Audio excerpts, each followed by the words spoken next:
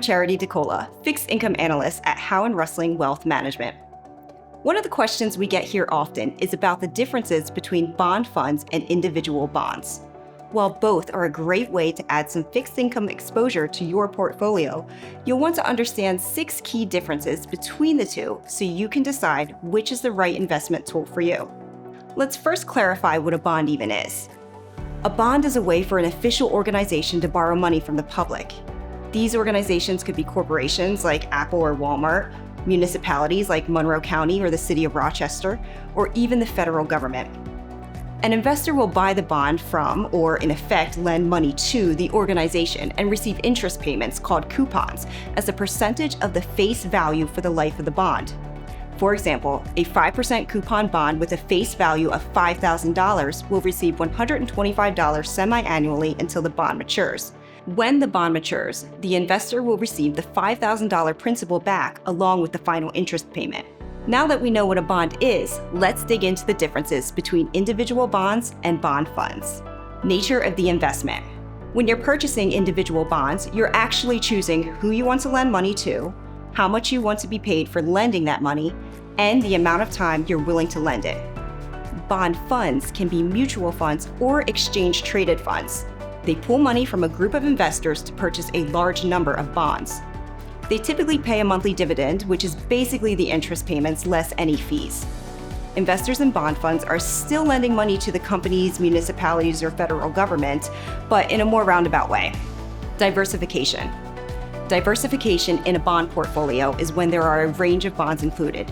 These bonds will be a mix of corporate and government bonds, and they'll be from different company names, different business types, different business sizes, and different maturities. This is an absolute necessity when building an individual bond portfolio, so market movements don't skew the portfolio's performance.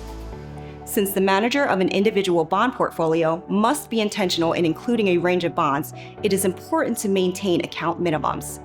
A smaller account will not have the capital to purchase enough bonds to properly diversify the portfolio. Bond funds, on the other hand, are typically well diversified by nature and easily provide access to a range of bonds across various issuers, sectors, and maturities. They're a great option for smaller accounts because the buy-in for proper diversification is much lower. Management and costs. Investors who want to own individual bonds often hire their own professionals to build and manage their bond portfolios, which includes researching, selecting, and monitoring bonds. Costs for this service vary and are typically expressed as a percentage of the assets under management.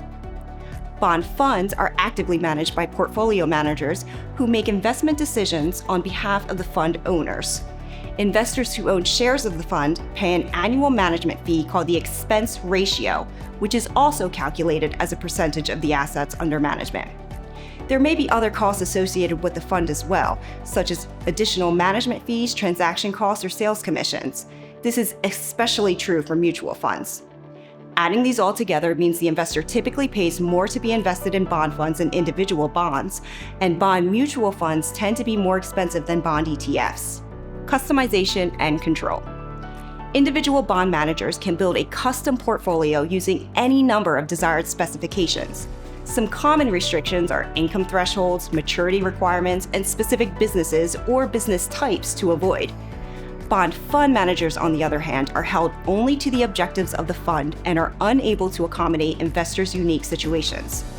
Owning individual bonds provides better control over knowing the actual yield to maturity. When you buy an individual bond, you lock in a fixed interest rate and you'll know the exact yield you will earn if you hold the bond to maturity.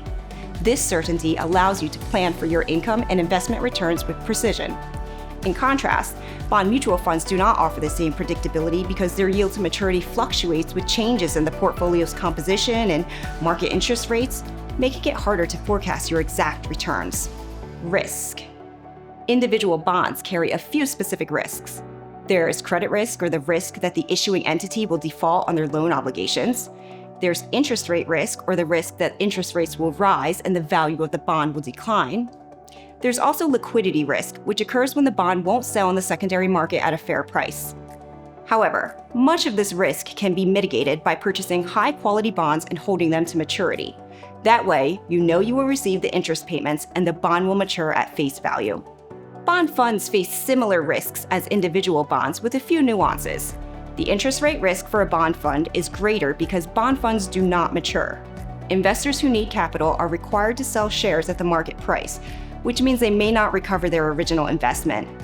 Funds also face redemption risk, or the risk of capital losses if many investors sell their shares at the same time during adverse market conditions. Predictability. Individual bonds are far more predictable.